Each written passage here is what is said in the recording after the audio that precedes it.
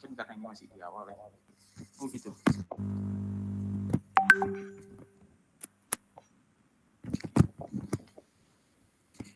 Kalau sekarang apa sudah mendingan? Halo? Lebih besar tapi masih kecil, Pak.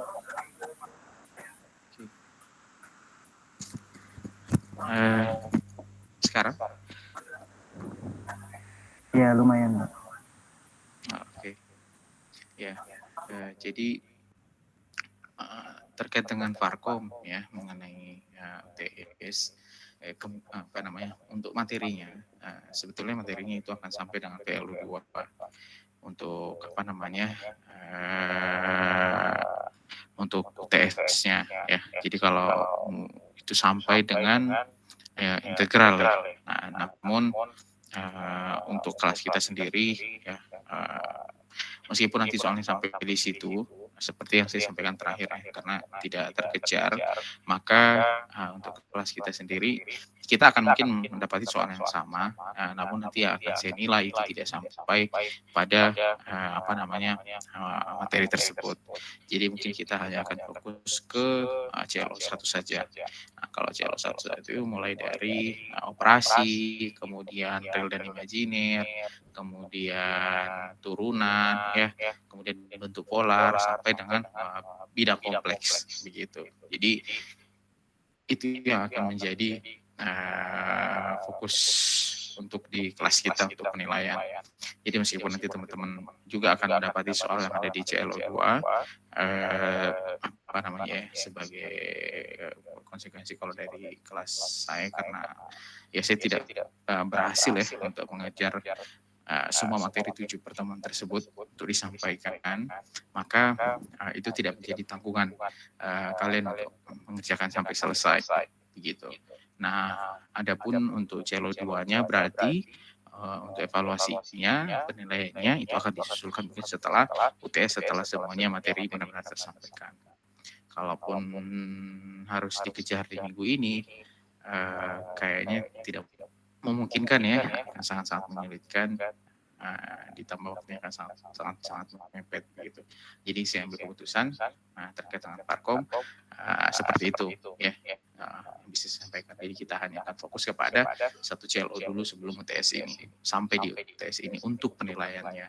Ya meskipun nanti di soal apa namanya akan muncul juga CLO 2 seperti itu.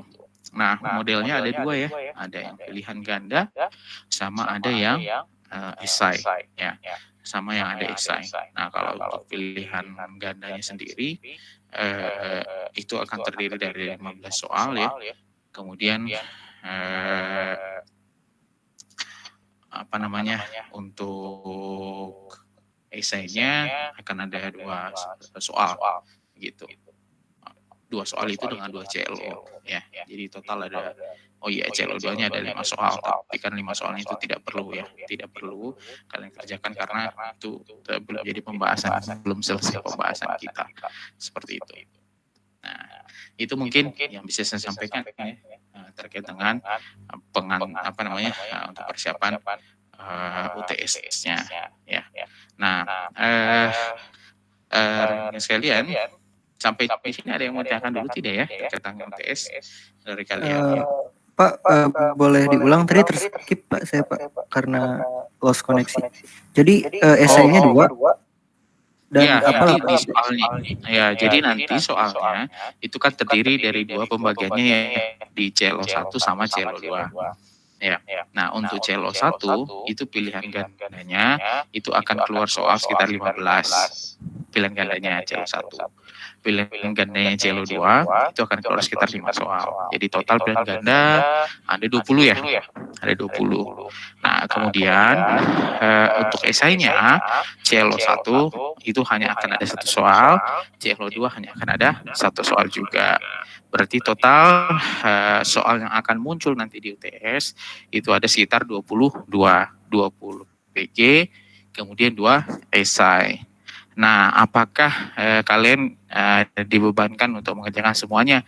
Tidak ya, untuk kelas saya tidak, karena ya seperti yang saya sampaikan di awal, apa namanya ya, saya tidak berhasil ya untuk menyampaikan semuanya tepat waktu untuk mengcover sampai CLO2-nya. Jadi nanti rekan-rekan itu hanya akan fokus untuk mengerjakan di CLO satunya saja. CLO satunya itu apa? Ya tadi ada 15 soal pilihan ganda sama satu esai seperti itu. Jadi kan nanti pembagian muncul soalnya itu kan ada CLO per CLO ya. Nah, kalian nanti fokusnya mengerjakan CLO satu saja seperti itu. Apa bingung? Oh, baik Pak, baik Pak. Jadi kita fokus di CLO 1 ya Pak untuk UTS-nya. Ya, betul. Oh, baik Betul, Pak. betul. Ya. Nanti sih akan muncul CLO 2 juga itu, tapi kan apa namanya? Yaitu untuk penyeragaman ya. Untuk penyeragaman gitu. Tapi kan ya tidak fair ya. Maksudnya kalau misalkan saya akan menilai CLO 2 juga padahal ya saya belum menyampaikan itu maksudnya begitu. Begitu ya. Nanti kita akan evaluasi susulannya. Maksudnya susulannya itu ya setelah UTS untuk CLO 2-nya ya mungkin kita akan ada kuis atau ujian tersendiri. Setelah materinya juga tersampaikan seperti itu. Apakah clear? Baik Pak, clear Pak dari saya. Terima kasih Pak. Oke. Yuk sama-sama. Jadi waktu UTS itu ya Pak, untuk soal yang untuk CLO2 tidak usah dikerjakan atau dikerjakan sebisanya? Oh, enggak usah dikerjakan. Enggak usah dikerjakan. Oke, Pak. Tidak perlu dikerjakan ya. Oke, begitu ya. Halo? Iya, Pak. Oke, ya seperti itu. Nah, saya akan menyampaikan ya satu materi yang terkait dengan limit ya. Jadi kalau sebelumnya kita bahas mengenai fungsi lintasan ya, fungsi lintasan, maka hari ini kita akan coba bahas terkait dengan limit. Sebetulnya kalau kita bicara basic limitnya, yang saya tahu teman-teman sudah dapat ya di mana namanya di kalkulus gitu. Nah, jadi kita tidak akan terlalu banyak mereview terkait itu, dan mudah-mudahan bisa selesai dalam kurun waktu tidak sampai 1 jam. Nah, itu ini adalah ini adalah slide ya terkait dengan fungsi limit ya, kontinuitas dan turunan fungsi kompleks seperti itu. Nah, kita mulai dari yang pertama ya. Jadi ini adalah tujuan dari perkuliahan kita, memahami konsep limit ya, meskipun kita tidak akan bahas lebih detail ya, karena seharusnya ini sudah selesai di kalkulus, tapi kita akan review sedikit begitu. Saya juga akan review sedikit. Jadi kalau ingat limit, ya saya sendiri dulu ingat waktu kuliah nggak begitu paham gitu. Nah, ketika mengajar ini juga ya mudah-mudahan sudah sedikit lebih paham ya untuk menyampaikan itu. Kemudian ada kontinuitas sama turunan sampai pada turunan fungsi kompleks. Nah, ini rangkaiannya begitu ya. Nah, rekan-rekan sekalian ya, pada konsep limit, oke,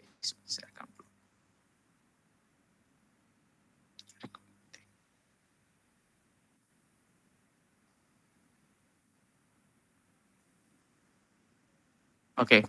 Nah, terkait dengan yang akan kita bahas di sini ya, mengenai limit, kemudian kontinuitas dan turunan fungsi kompleks, dan FZ itu sebetulnya merupakan perluasan dari konsep serupa ya, konsep serupa pada bilangan atau pada fungsi real. Jadi kan di kalkulus ya, ini kalau saya belum pernah mengajar kalkulus, tapi informasinya adalah di kalkulus ya, limit ini juga sudah diselesaikan.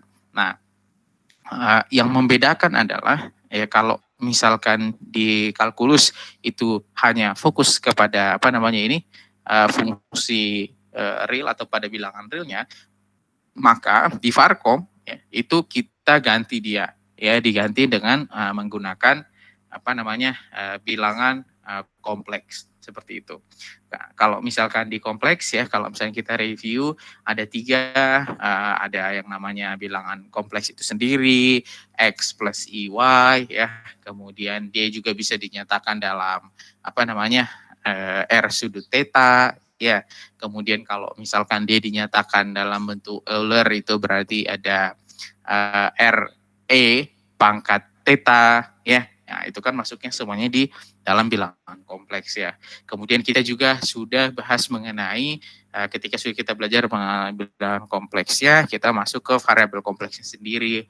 Kalau variabel kompleksnya kan kita nyatakan misalkan X dengan T ya. Jadi kita ada fungsi di sana, ada fungsi di sana, termasuk sampai di akhir fungsi kompleks itu sendiri atau FZ. Nah, ketika di FZ kita melakukan ya pemetaan, ada pemetaan lintasan, ada pemetaan bidang, ya, ada pemetaan lintasan, bidang, daerah, itu semua kita petakan dengan menggunakan fungsi, ya, seperti itu.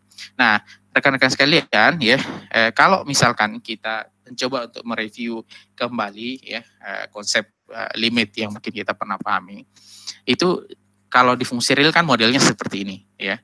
Jadi kalau limit itu misalkan ya di sini limit X menuju A, fx dia bernilai L, atau limit X0 itu menuju A, fx sama dengan L. Jadi kalau misalkan dia kita misalkan menggambar gitu, ya, bisa menggambar seperti ini, ya, ini. Nah, kemudian kita punya nih satu titik di sini, satu titiknya namanya A, ya. Kemudian tapi kalau limit itu kan berarti bukan si A-nya ya, tapi bilangan menuju A-nya. Nah, bilangan menuju A-nya itu kan bisa ditinjau dari kiri maupun dari kanan, kan betul ya. Nah, kalau misalkan dia ditinjau dari arah kiri, ya, misalkan seperti ini kan kita sebutnya XA ya. Nah, kemudian ini juga ini, ya, bisa juga dari sini, itu juga XA. Itu kan limit ya. Nah, bisa jadi ya, misalkan A-nya misalkan adalah 3 begitu.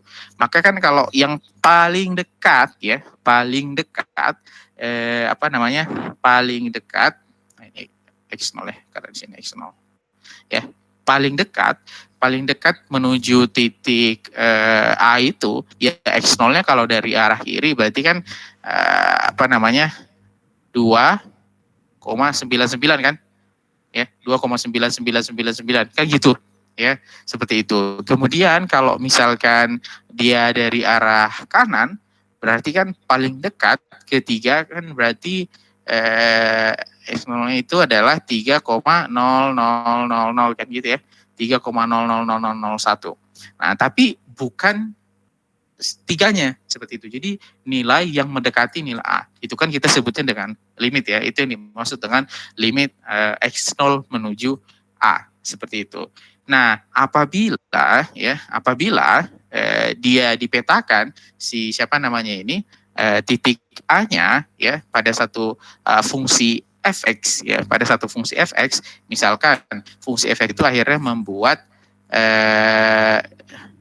dia memiliki nilai di sini nih ya, dia memiliki nilai di sini ya, tentu dia akan menjadi terpetakan dong gitu ya, terpetakan menjadi fx di sini kan. Ya, hasilnya kan nanti ada nilai Y-nya di sini kan. Nah, tentu ya dia akan memiliki selisih juga itu senilai L ya. Itu dia akan memiliki juga selisih senilai L. Nah, dari X0 menuju A ya, dia kan juga memiliki selisih ya kan.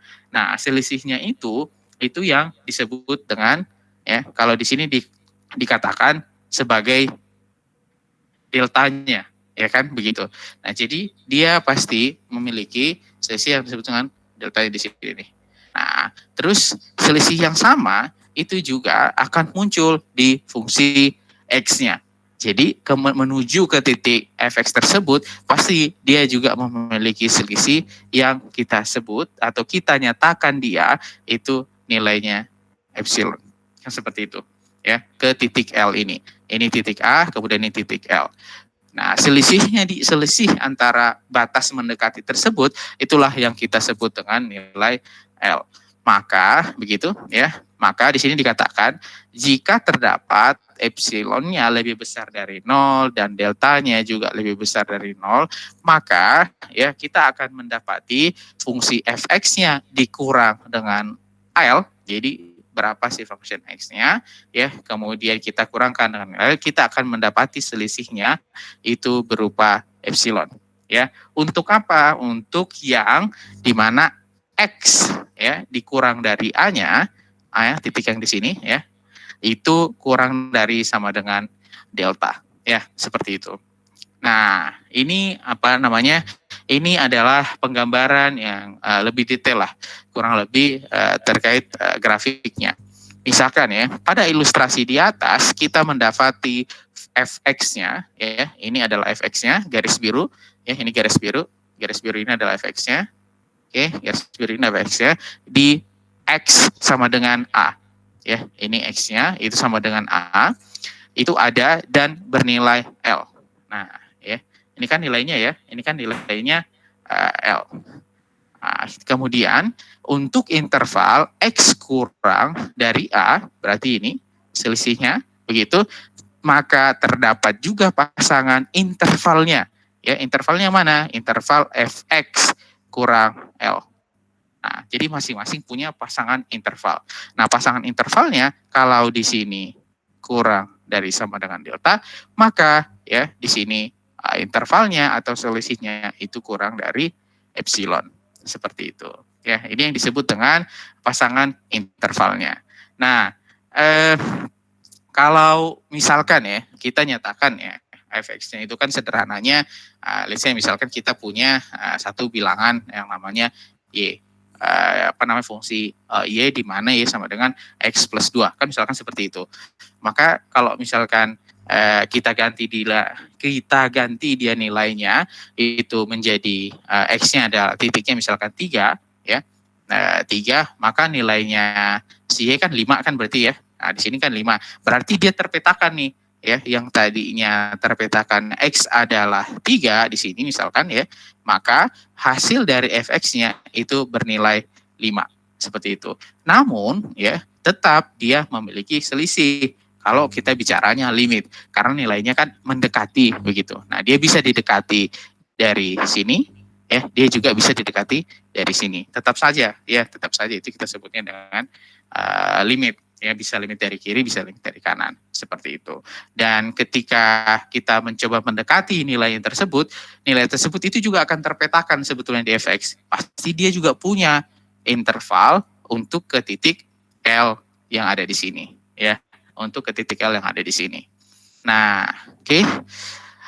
Nah, bagaimana dengan atau apabila terdapat fungsi sepotong-sepotong? Ya, nah kalau fungsi sepotong-potong ini atau limit pada fungsi real di sini misalkan ya kita mendapati fx itu terbagi menjadi 2. Dia akan bernilai x ketika x-nya kurang dari 0.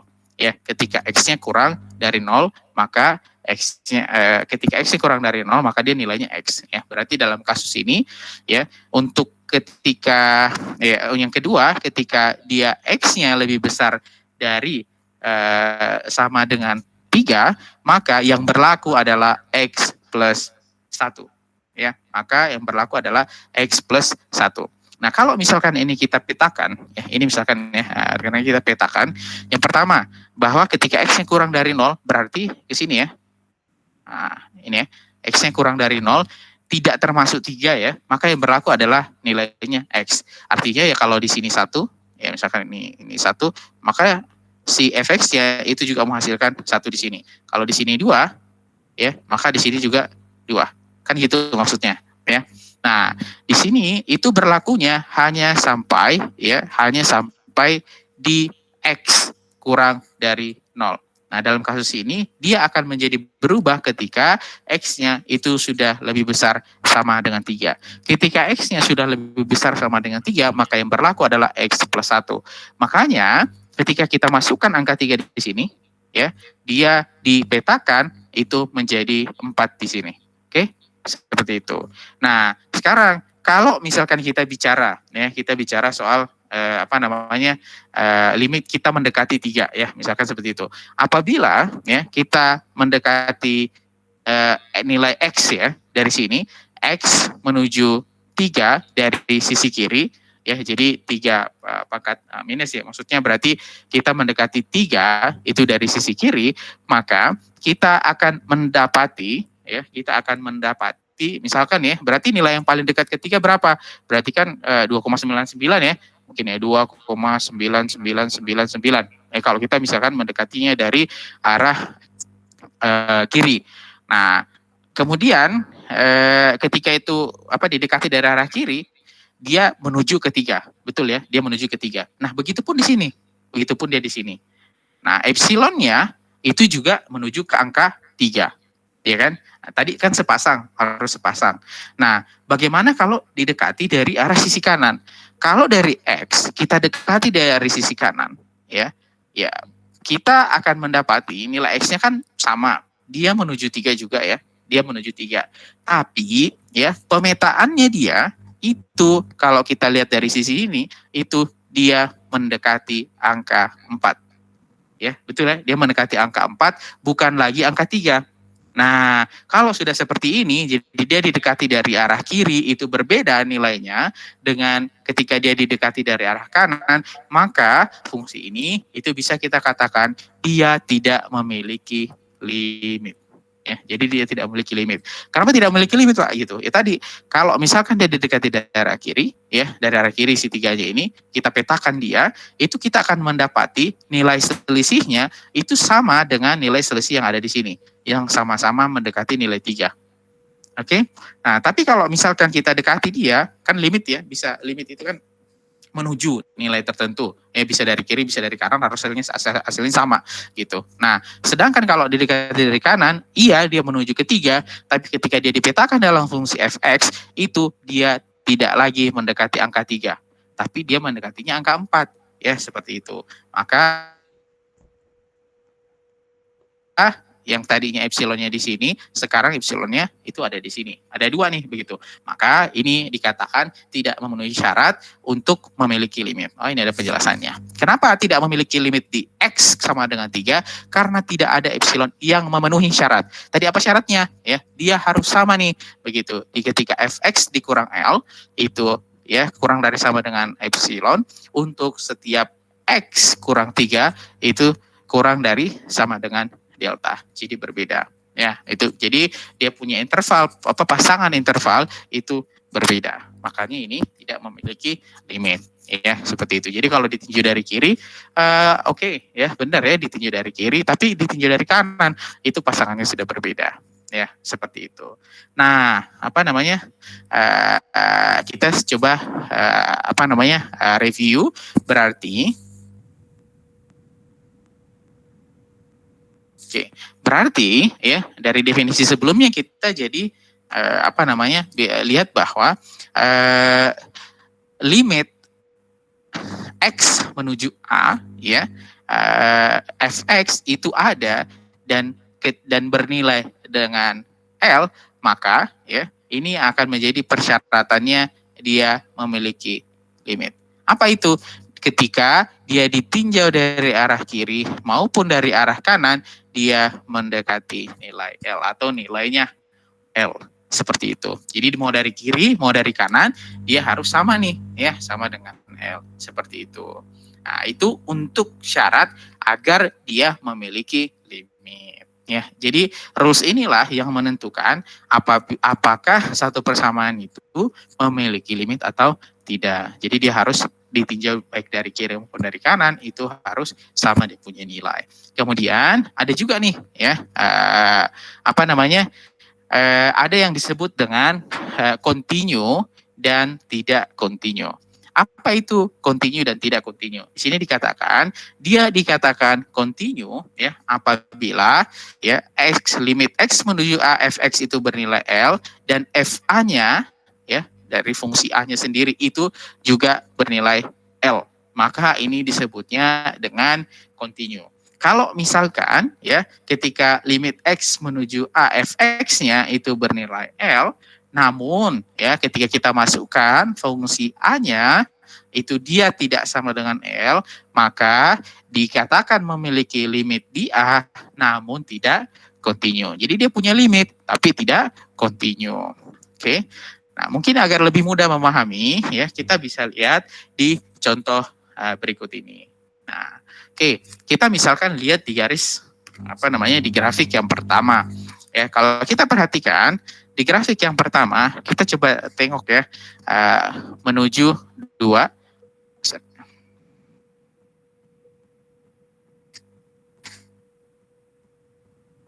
Ya, kalau kita cek dari sini ya, berarti X-nya menuju ke titik A dari kiri, A minus ya. Nah, kemudian di sini dari arah kanan, berarti X-nya menuju A dari arah kanan, ya kan seperti itu. Maka dia punya limit f x ya, di mana x itu menuju A dari arah kiri itu nilainya sama-sama menuju 2 kan ya. Itu sama dengan limit f x menuju A dari arah kanan. Oke, itu sama-sama ini fx ya. Ini fx sama-sama menuju ke mana? Itu sama-sama menuju ke arah 3. Jadi fungsi x limit fx ketika x menuju ke A dari sisi kiri, yakni menuju ke 2, itu hasilnya ketika dia dipetakan itu sama-sama menuju ke 3. Betul ya? Nah, jadi arah sini dia sama menuju ke 3. Jadi ketika limitnya X positif, ya X menuju A positif, itu menuju ke 3. Kemudian ketika dari arah kiri, itu juga sama-sama menuju ke 3. Nah, ini artinya apa? Ya, berarti kan nilai sisinya sama. Nah, karena dia sama, ini berarti dia memenuhi itu persyaratan. Dia memiliki limit. Oke, ini ada limit. Berarti ini ada limit. Kemudian, apakah dia kontinu atau tidak? Nah, kalau dia kontinu, tadi syaratnya apa? Ya, kita masukkan via fungsi FA. Nah, kalau ini FA-nya itu berapa? Fungsi 2, itu nilainya sama dengan 3. Ya kan ketika nilainya 2 kita masukkan, kita mendapati hasilnya itu adalah 3.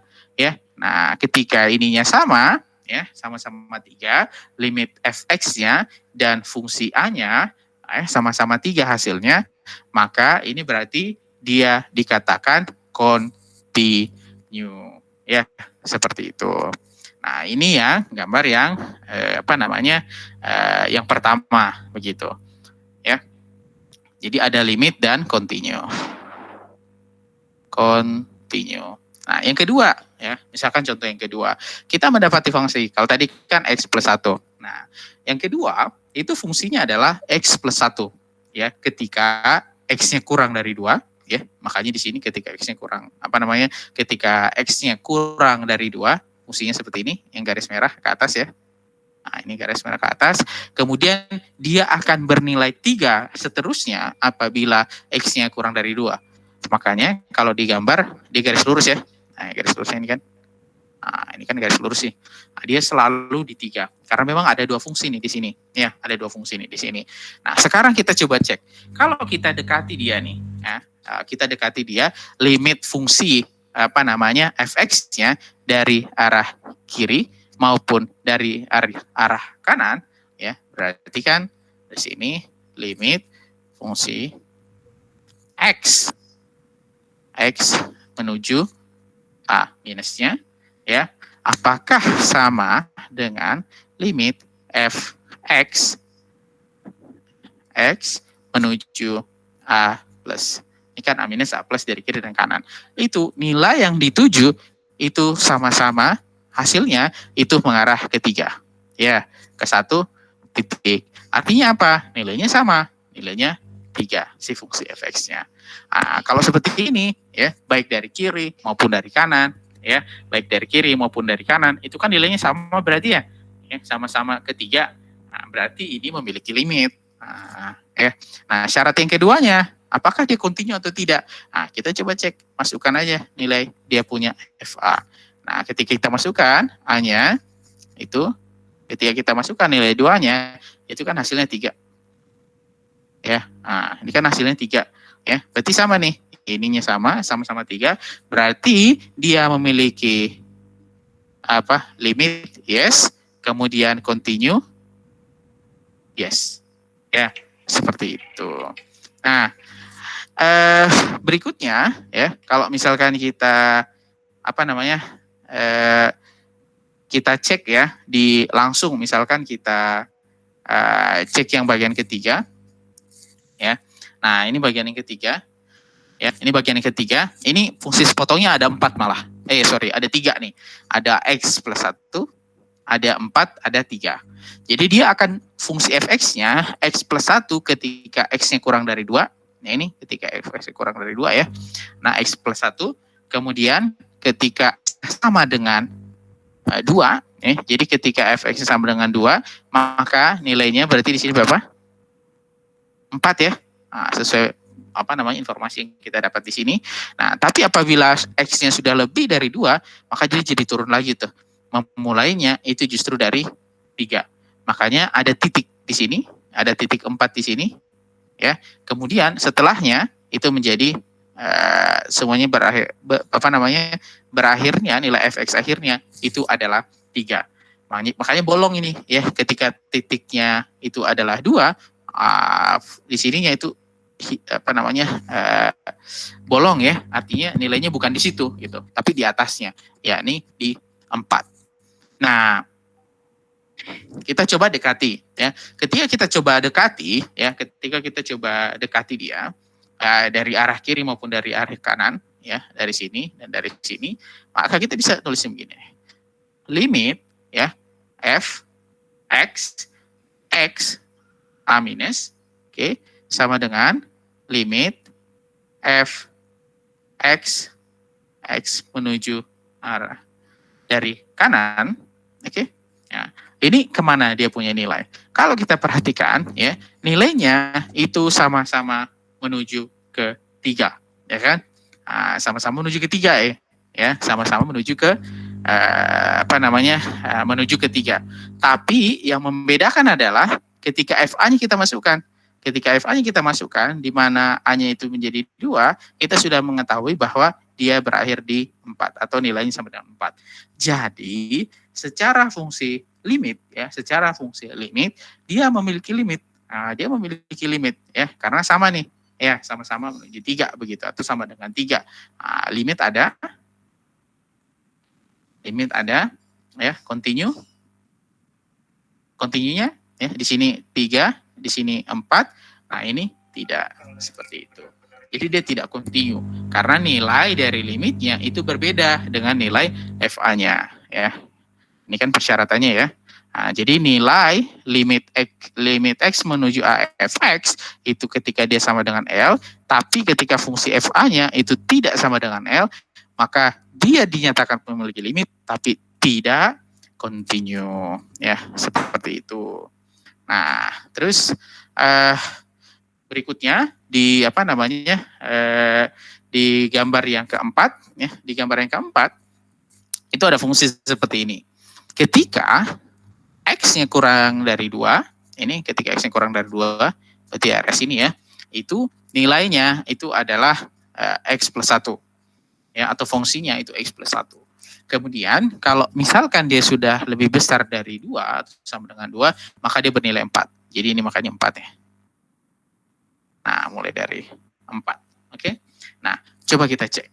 Kalau misalkan kita dekati dia dari arah sini, maka limit fx itu ya, kalau dari arah A minus atau dari arah sini, dari arah kiri ya, dari arah kiri itu dia menuju ke mana? Dia menuju ke 3 ya. Dia menuju ke 3. Oke. Bagaimana dengan sampingnya? Ketika ini dari arah kanan ya, dari arah kanan limit fx x a dari arah kanan itu kalau kita perhatikan ya, ini kita tinjau dari sini, maka hasilnya itu justru ke angka 4. Jadi dia menuju ke angka 4. Ya, dia menuju ke angka 4 fx-nya. Artinya apa? Ini tidak jadi sama, ini apa namanya ini ya? Bukan sama dengan ya. Nah, jadi kalau dari arah kiri itu dia menuju 3, dia menuju 3, sedangkan dari apa namanya? Dari arah kanan dia menuju ke 4 ya, menuju ke 4. Jadi kan berbeda. Nah, ini bisa kita katakan dia tidak memiliki limit. Jadi no limit. No limit ya, seperti itu. Nah, ini ya, ini ada jawabannya ya. Nah, jadi kalau kita perhatikan fungsi kompleksnya sekarang, jadi yang A sama-sama ya, limitnya ada. Nilai limitnya berapa? Menuju 3 ya, atau 3. Nah, sama-sama continue A sama B. Nah, ya, yang ini yang atas dua-duanya continue ya, yang di bawah yang bagian kiri ya, bagian kiri dia limit ada tapi dia tidak continue. Yang bagian kanan bawah ya, tidak continue dan tidak ada limit, seperti itu. Oke. Nah, itu kita bicara soal apa namanya? Limit ya. Nah, berikutnya bagaimana apabila kita masuk ke fungsi kompleksnya. Konsep limit pada fungsi kompleks atau FZ itu diperluas dari limit pada fungsi real atau fx. Oke. Nah, jadi pada fungsi kompleks kita sebutnya FZ ya, FZ, maka limit Z menuju Z0 FZ itu dia bernilai L, atau ya limit Z menuju Z0 Fx itu kita bisa nyatakan dia seperti ini, limit Z menuju Z0 Fx itu sama dengan L. Nah, jika terdapat ya apa namanya, jika terdapat epsilon itu lebih besar dari 0, deltanya juga lebih besar dari 0, sehingga sedemikian rupa jika memenuhi, ini apa namanya, ini keliru ya, jika jadi apabila kita memetakan ya, ketika kita memetakan fungsi kompleksnya itu ke dalam bidang FZ, maka ya kita bisa nyatakan dia seperti ini, limit Z menuju Z0 Fx itu sama dengan L. Maka ya jika terdapat epsilon yang nilai epsilon atau selisihnya itu lebih besar dari 0, maka deltanya juga harus pasangan deltanya lebih besar dari 0 juga. Nah, sederhananya ya, kalau misalkan kita untuk mudah memahaminya, kita bisa langsung lihat dia di dalam gambar bidang seperti ini ya. Kalau misalkan kalau kita di fungsi apa namanya, ketika kita melakukan pemetaan bidang ya, itu kan di sini ya, ketika FZ-nya itu dia memiliki apa namanya, radius. Radiusnya itu ditentukan dari selisihnya. Nah, dalam kasus ini ZZ0-nya ya, radiusnya itu diwakili oleh delta, ya kan? Nah, diwakili oleh delta. Oke, nah diwakili oleh delta di sini. Jadi si Z kurang Z0 itu kurang dari sama dengan delta. Ini adalah disk, disebutnya dengan disk wilayah yang tersebut. Kemudian dengan titik pusat Z0 dengan jari-jari delta. Nah, ketika dia dipetakan dengan FZ ya minus L, maka ya itu sama saja kan selisihnya ya, kalau tadi delta, kemudian ketika dia dipetakan ke FZ maka selisihnya menjadi epsilon. Nah, artinya apa? Dan kasus ini titik yang Z0 itu berganti titik pusatnya di L ya, titik pusatnya di L, dan sekarang jari-jarinya dari epsilon ya, seperti itu. Jadi ini adalah proses pemetaan apa namanya, fungsi kompleks ya, bidang fungsi kompleks seperti itu. Nah, berikutnya pada fungsi real misalkan ya, pada fungsi real di sini dikatakan bahwa misalkan ya, limit x menuju a fx ada, kemudian dia bernilai L. Jadi kalau dari kirinya sama ya. Ini dari kiri. Kemudian dari kanannya sama-sama L. Ini syarat dia memiliki limit, ya kan? Itu kan syarat dia memiliki limit. Kemudian sama, ya, di kompleks juga demikian, ya. Ini di kompleks juga demikian. Kemudian di sini tapi ada catatan bahwa meskipun limit Z menuju Z0 itu adalah L, namun FZ0 tidak mesti sama dengan L. Nah, prinsipnya sama kayak tadi. Berarti ada juga konsep kontinu dan tidak kontinu. Ya, kalau tadi diwakili dari FA, sekarang karena kalau dalam di dalam bilangan kompleks dia akan dinyatakan dengan Z, ya. Maka FZ-nya kalau tadi FA sekarang FZ. Jadi bisa terjadi limit Z menuju Z0 FZ itu bernilai L dan FA-nya juga bernilai L, maka FZ tersebut itu dinyatakan kontinu di Z0. Namun ada kasus juga, ya, dia memiliki limit L begitu. Namun dia punya FA itu tidak sama dengan L. Maka ketika itu terjadi, dia dikatakan dia memiliki limit tapi tidak kontinu, seperti itu. Oke. Nah, di mana dipakai limit ini? Ya, salah satu penggunaan limit itu ketika kita turunan, ya, ketika kita mengimplementasikan turunan. Contohnya bagaimana?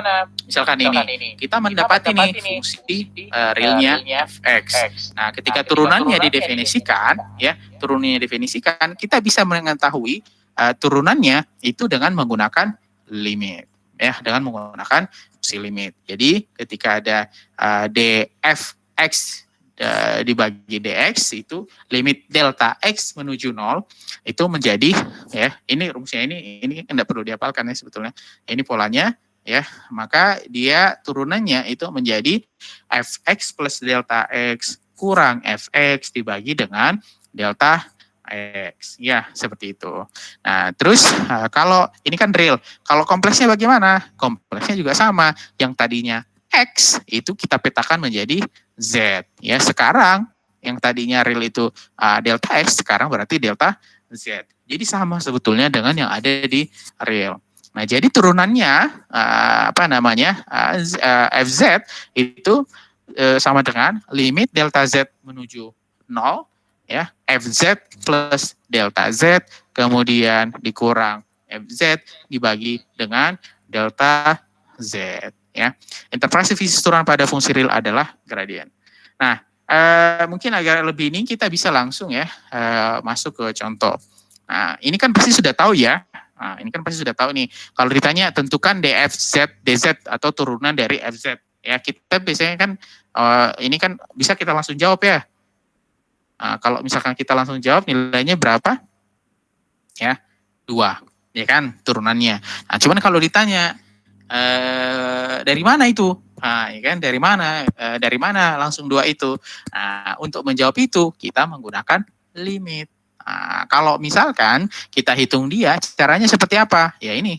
Ya, jadi kita pakai rumus yang tadi ada di atas. Nah, limit delta Z menuju 0, kemudian FZ plus delta Z minus FZ dibagi delta Z, ya. Kemudian si 2Z-nya itu kita masukkan. Nah, masukkannya di mana? Di sini. Jadi 2, ya, 2 dikali Z plus delta Z, kemudian si FZ-nya itu kita ganti menjadi 2Z. Menjadi 2Z. Oke. Nah, kok ujuk-ujuk 2?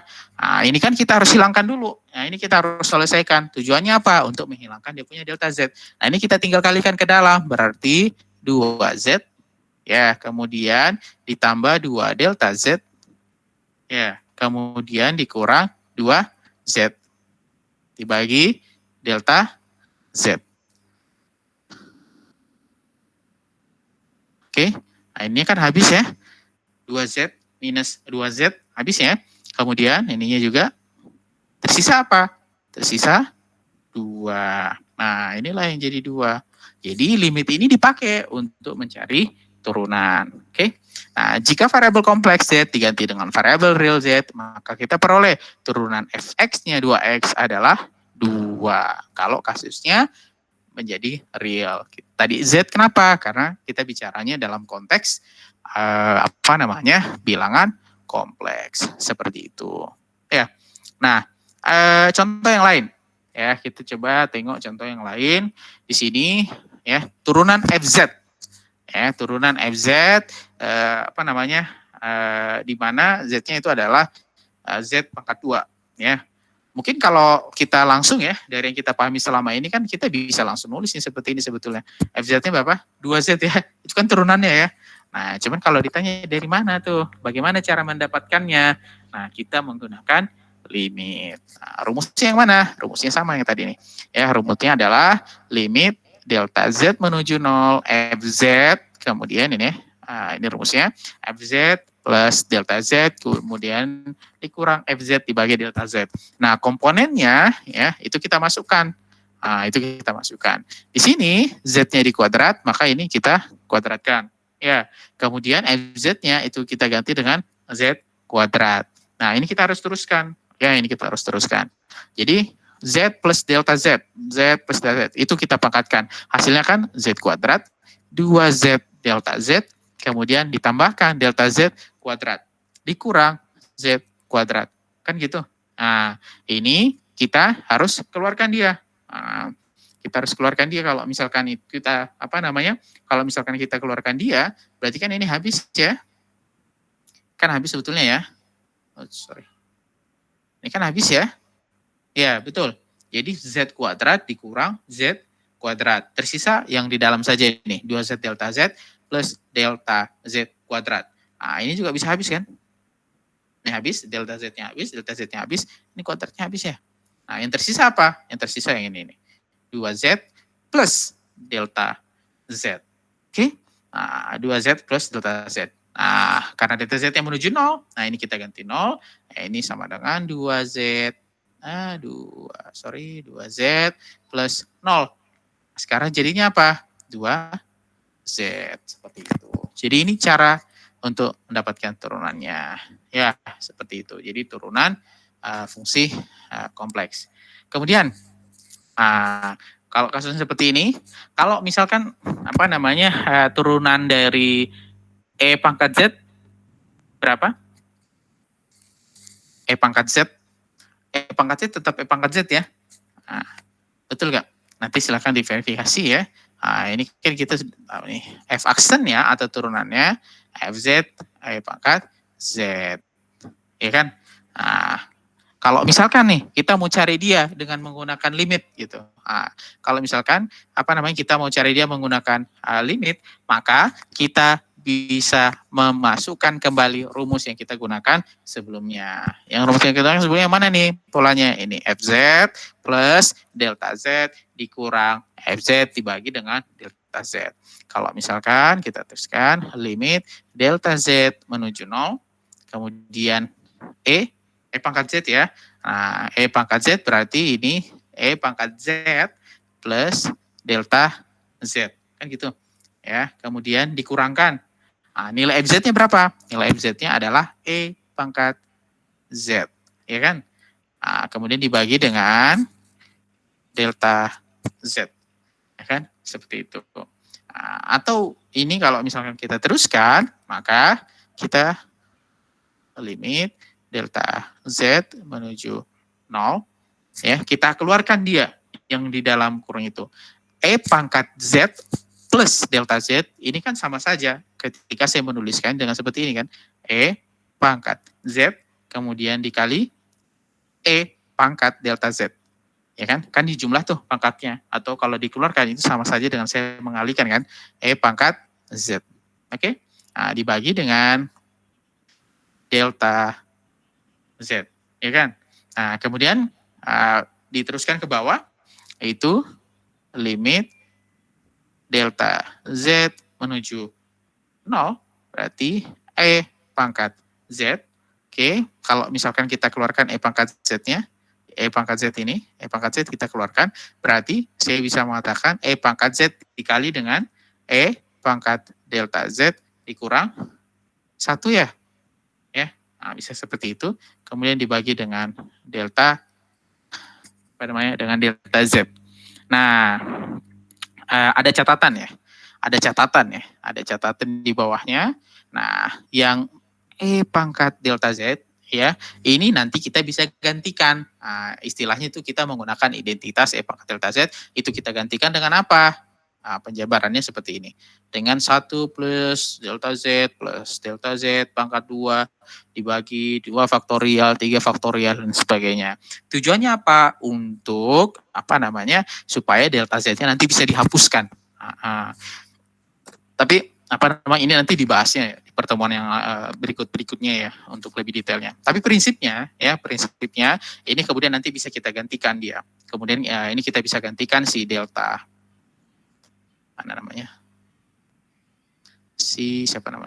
delta EZ-nya itu menggunakan ini. Nah, seperti ini. Ya, ini nanti kita bisa gantikan dia. Nah, ketika ini dimasukkan ya, nanti kan komponen delta Z-nya itu kan bisa jadi seperti ini. Limit delta Z menuju 0 ya, kemudian E pangkat Z, kemudian E delta Z-nya itu kita ganti jadi 1 plus delta Z plus delta Z pangkat 2 plus 2 faktorial plus delta Z pangkat 3 per 3 faktorial dan seterusnya ya. Kemudian dikurang 1 ya, dan seterusnya dikurang 1. Satunya dari mana ini ya? Jadi kelupaan nih. Kurang 1 kemudian dibagi delta Z. Ya kan? Nah, delta Z. Nah, delta Z-nya ini kan bisa saling saling menghabiskan. Pertama yang akan saling menghabiskan yang ini ya. Ini ya. Delta Z-nya, delta Z hilang. Ininya hilang, ininya hilang, ininya jadi 2. Ya kan? Ininya hilang. Kenapa ini? 1 di minus 1 ya, hilang. Jadi sama yang ini saling menghabiskan. Sekarang delta Z-nya akan semuanya hilang. Artinya apa? Nanti lama-lama yang akan kita dapati ya, nanti akan kita dapati yang tersisa adalah 1. Nah, ini kan delta Z ya, ini delta Z dibagi dengan delta Z kan artinya ada 1 ya di sini. Nah, 1 kan. Kemudian ditambah delta Z ya, ditambah dengan delta Z per 2 faktorial ditambah delta Z pangkat 2 dibagi 3 faktorial, begitu seterusnya. Nah, nilainya itu bisa nanti setara itu dengan 0. Nah, karena dia setara dengan karena dia setara dengan 0, maka nanti ya modelnya akan jadi seperti ini nih. Limit delta Z menuju 0. Jadi E pangkat Z dalam kurung 1 plus 0 ya, atau bisa kita katakan dia menjadi E Z. Seperti itu ya, kan delta Z-nya semuanya dimasukkan ya menuju 0 gitu. Jadi didapatlah hasil akhirnya E pangkat Z ya, kembali seperti ini. Nah, ya, untuk mendapatkannya itu kita menggunakan fungsi limit seperti itu ya. Oke. Nah, rekan-rekan sekalian ya, berarti kalau udah jadi itu ya, turunannya kalau di fungsi kompleks jadinya seperti apa nih? Kurang lebih rangkumannya seperti inilah. Mirip-mirip sebetulnya sama yang ada di real. Ya. Jadi kalau fx ada konstanta ya, kemudian kita cari turunannya ketika di real, maka jadinya 0 kan. Jadi misalkan nih ditanya berapa turunan dari 8 gitu. Turunannya kan 0 ya. Kalau 1000 ya kan, ya turunannya ya 0, ya tetap seperti itu. Jadi kalau konstanta itu jadi 0. Kalau x pangkat n itu turunannya atau f aksen x-nya itu menjadi n x n minus 1 ya. Misalkan tadi x pangkat 3 gitu. Kalau turunannya kan berarti ya ini aja 3x pangkat 2 ya kan, jadinya seperti itu kan. Jadi itu contohnya. Saya rasa semua udah familiar lah dengan model-model turunan ini. Kemudian sin ke cos min sin ya ini juga sama nih, cos turunannya jadi min sin ya, min sin seperti itu. Nah, jadi kalau dibilang di fungsi real ya polanya atau rumusnya seperti ini. Kalau di fungsi kompleks ya polanya seperti yang di sini. Ya. Jadi kalau kita dapat konstanta C, maka dia jadi 0. Kalau kita dapat Z pangkat N, maka dia Z pangkat N minus 1. Ya, begitupun sampai ke bawah nih, Arkostan. Ya, jadi seperti itu ya terkait dengan turunan. Nah, apa namanya? Ya pola ini harusnya sudah familiar ya, maksudnya kalaupun nggak dihafal ya nanti kita lihat catatan biasanya kan ada ya fungsi daftar turunannya modelnya seperti apa. Nah setelah kita tahu daftar atau mekanisme aturan turunannya ya modelnya seperti ini yang di dalam slide ini, berikutnya itu kita juga bisa cek mengenai bagaimana ketika ada operasi atau ada aturan turunan yang lain. Nah, contohnya bagaimana ya di sini nih. Ketika misalkan ya aturan turunan pada fungsi real berlaku juga pada fungsi kompleks. Jika fz dan gz adalah dua fungsi kompleks, maka berlaku seperti ini. Kita bisa menjumlahkan turunannya dia, misalkan turunan dari fz plus gz, fz plus gz ya, bukan x ya, ini harusnya z nih. Kan seharusnya kan kalau kompleks kan berarti z ya. Jadi z plus gz, maka nilainya menjadi apa? F aksen Z plus G aksen Z. Ya, kalau dia dikalikan dengan skalar atau dengan nilai K gitu, maka kita juga bisa mengalikan dia dengan K F aksen Z atau turunannya si Z. Nah, ada juga aturan rantai ya. Aturan rantai itu modelnya bagaimana? Ya, misalkan ketika ada fungsi GZ itu di dalam fungsi F misalkan seperti itu, maka ya kita bisa tahu hasilnya itu dengan menggunakan rules ini. F aksen G Z G aksen Z ya, seperti itu. Begitupun aturan perkalian, misalkan ada FZ dengan dikalikan dengan GZ turunannya, maka ya rumusnya seperti ini. F aksen Z terlebih dahulu, jadi turunannya FZ dikalikan dengan GZ, kemudian G aksen Z turunannya GZ dikalikan dengan F Z, seperti itu. Pembagian juga ada rumusnya sendiri. Ada rumus pembagiannya. Seperti itu. Ya, jadi ini aturan-aturannya atau rumus-rumusnya. Nah, apa namanya? Kita lanjut ya. Ini contohnya ya. Ini salah satu contohnya. Misalkan ya, kita diminta untuk menentukan nih berapa turunan dari Z pada Z sama dengan I untuk fungsi FZ. Ya, untuk fungsi fz-nya itu z dikalikan dengan z dikalikan dengan ez.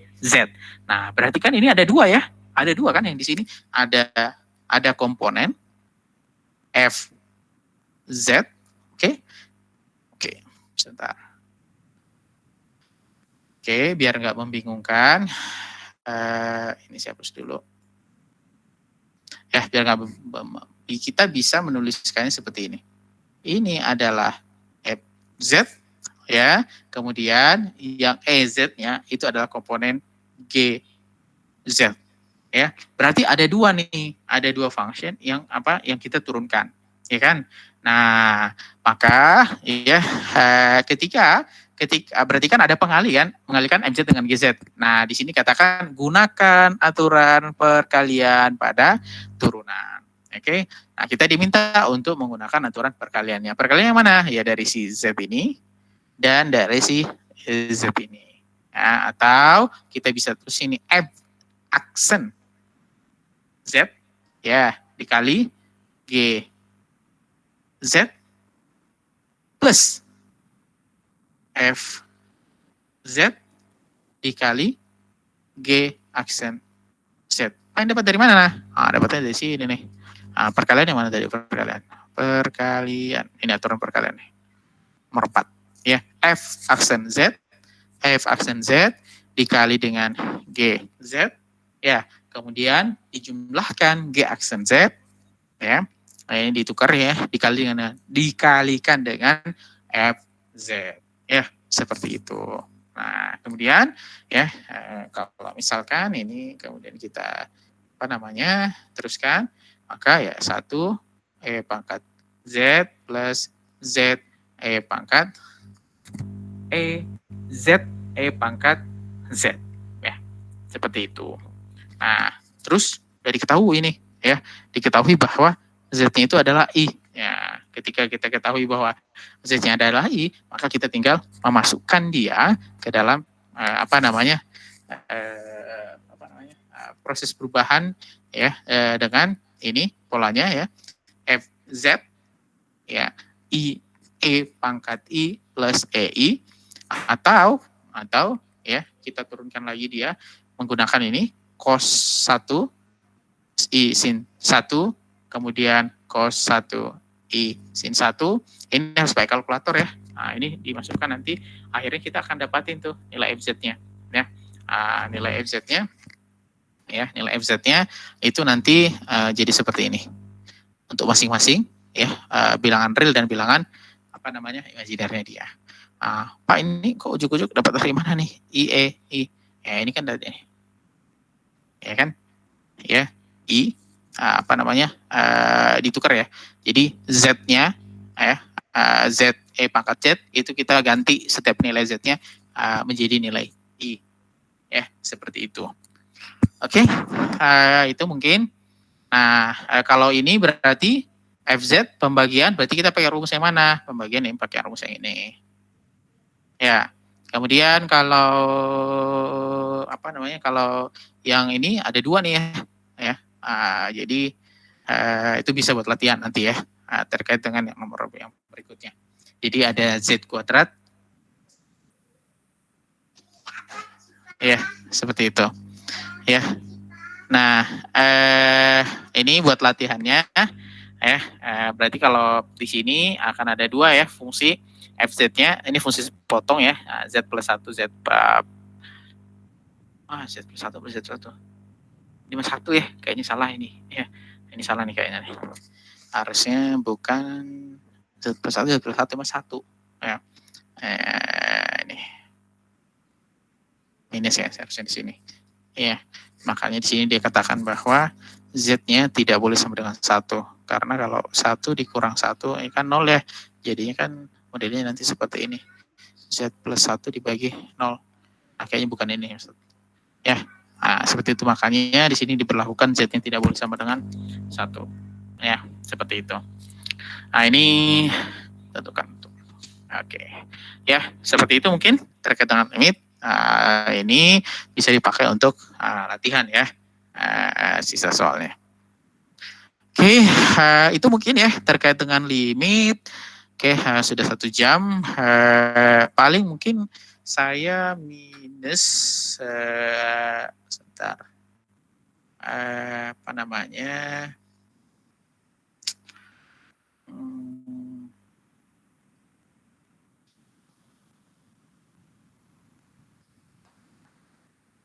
Untuk CLO1 itu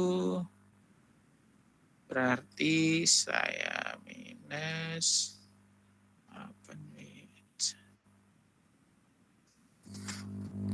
ini, ya. Minus ini, ya. Fungsi harmonik 1 saja, harmonik, ya. Nanti mungkin ya mudah-mudahan hari ini saya bisa sampaikan rekamannya.